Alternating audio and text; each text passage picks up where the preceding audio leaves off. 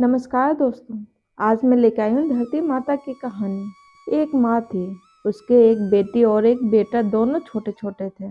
माँ गरीब थी, वह मजदूरी करके अपना गुजारा चलाती थी। धीरे धीरे बच्चे बड़े होने लगे, बेटी शादी के योग्य होने लगी। माँ बूढ़ी हो गई। माँ ने बेटे से कहा, बेटा तेरी बहन बड़ी हो गई है, अतः तुम्हारे जैसा घर वर देखकर उसकी शादी करना।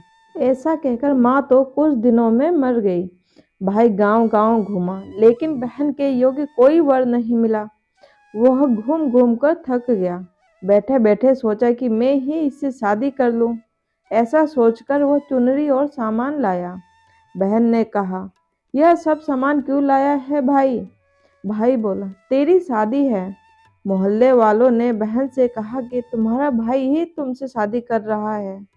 बहन ने भाई से पूछा, मेरी शादी किससे कर रहे हो? भाई कुछ नहीं बोला। बहन समझ गई।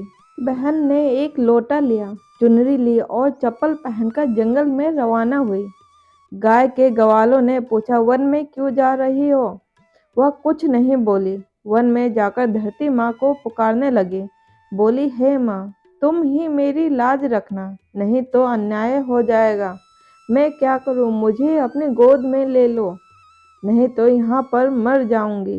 धरती माँ फटी तो बहन ने एक तरफ लोटा, चुनरी, चप्पल रख दिए और वह धरती में जाने लगी। इतने में दौड़ता हुआ भाई वन में आया और ग्वाला से पूछा कि उसकी बहन किस तरफ गई है। ग्वालों ने कहा, तेरी बहन उधर गई है। वह बहन बहन पुकारता हुआ दौड़ा तो बहन धरती माँ के अंदर समा रही थी।